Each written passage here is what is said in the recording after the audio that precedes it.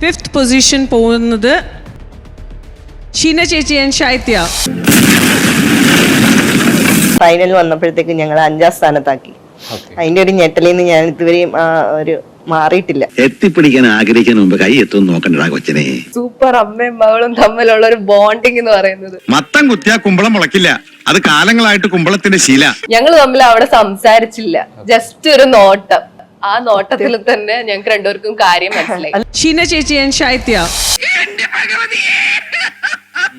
കഴിവുണ്ടായിട്ട് മാത്രം കാര്യമില്ലടാ, കുറെയൊക്കെ ഭാഗ്യം കൂടി വേണം.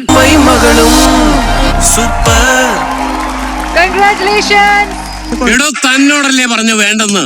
എനിക്ക് എപ്പോഴും ഇങ്ങനെ കുമ്പിടാൻ പറ്റില്ല, പഴയ ജിംനാസിയ. താൻ എന്താ വേഷം കെട്ടെടുക്ക? മൊമെന്റ് വേണ്ട, നിനക്കിതൊന്നും പറഞ്ഞിട്ടില്ലേ, നീ കളഞ്ഞിട്ട് പോടെ. ഒരു ആർട്ടിസ്റ്റ് എന്ന നിലയിൽ നമുക്കൊരു വേദി കിട്ടുമ്പോൾ അതിൻ്റെതായ ഒരു റെസ്പെക്റ്റ് വേണം. നിനക്ക് അഹങ്കാരം വളരെ കൂടുതലാണ്. അയ്യോ, ഞാൻ ഒരു പാവല്ല. അല്ല, ഇതിന് മുമ്പേ ലിഷ ചേച്ചി ഡേഞ്ചർ സോണിൽ വന്നപ്പോൾ ഇവർ പറഞ്ഞു നമ്മൾ ഷോ ക്വിറ്റ് ചെയ്യാണ്. ആര് പറഞ്ഞു? എപ്പ പറഞ്ഞു? ഞാൻ പറഞ്ഞിട്ടില്ല. അതെയോ, പൊട്ടും കളിക്കരുത് കേട്ടോ. ഇന്നിവിടെ അവര് 5th പൊസിഷൻ തന്നപ്പോ അവര് ഷോ ക്വിറ്റ് ചെയ്യാണ്. കല്യാണ വീട്ടിൽ പോയാ കല്യാണ ചെറുക്കനാവണം, മരണ വീട്ടിൽ പോയാ പെട്ടിക്കകത്ത് കിടക്കണം. ഓരോരുത്തര് പറയുന്നത് കേട്ടാ തൊലി ഉരിഞ്ഞു പോകും. ഒരു ആർട്ടിസ്റ്റ് എന്ന നിലയിൽ I am very hurt for disrespecting ഈ ഒരു സ്റ്റേജ്. അത്രയ്ക്ക് മോശം അഭിപ്രായമാണ് എന്നെ പറ്റി.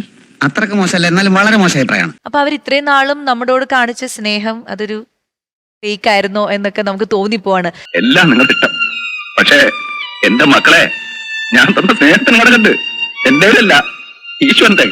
കൊണ്ട് കുറെ ആൾക്കാർ കാണുന്ന ഇത് സ്ഥിരമായിട്ട് കാണുന്ന കുറെ ആൾക്കാരുണ്ട്. അപ്പൊ അവര് നമ്മളോട് പറയും നിങ്ങൾക്ക് തന്നെയാണ് ഫസ്റ്റ്. എന്നെ ഫോൺ ചെയ്തിട്ട് പറയും നിങ്ങൾക്ക് തന്നെയാണ് ഫസ്റ്റ്, ഒന്നും നോക്കണ്ട. താനൊന്നും വിചാരിച്ചോടോ? ആ സത്യം, അത് എന്റെ വിവരക്കേടുണ്ടാ. പോയി വെള്ളം ചൂടാതെ നോക്കണോ. ഓരോ പെർഫോമൻസിനും നമ്മൾ അതുപോലെ എഫേർട്ട് ഇട്ടു, നല്ല കമന്റ്സ് പറയുന്നുണ്ട്, എല്ലാം ഉണ്ട്. പതിവ് പോലെ എന്റെ പെർഫോമൻസ് ഗംഭീരമായിട്ടുണ്ട്. ആ ഫൈനൽ അല്ല, പിന്നെ ഫൈനൽ ആദ്യമേ കൊണ്ടുവച്ചാ പോരായിരുന്നോ?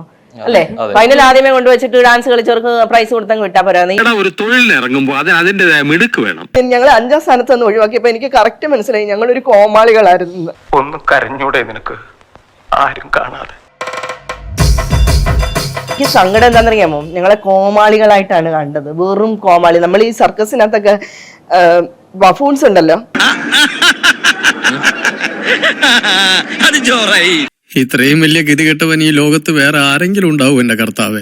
മോനെ, എന്താണ് നിന്റെ പ്രശ്നം? 3 ലക്ഷം രൂപയാണ് ഇതിന്റെ ഫസ്റ്റ് പ്രൈസ് എന്ന് പറഞ്ഞ്. ഞങ്ങൾക്ക് 6.5 ലക്ഷം രൂപ ഒരു വർഷം കൊണ്ട് വാങ്ങിയിട്ടുണ്ട്. പൊട്ടന്ന ലോക പൊട്ടനാണ്. അവരെ പല്ലെറിഞ്ഞിട്ട് കാര്യമില്ല, ആരാണെങ്കിലും ചിരിച്ചു പോകും. അപ്പോളേ പറയുമ്പോ ഫീൽ ചെയ്യരുത്, നിങ്ങൾക്ക് ഈ പണി പറ്റിയതല്ല.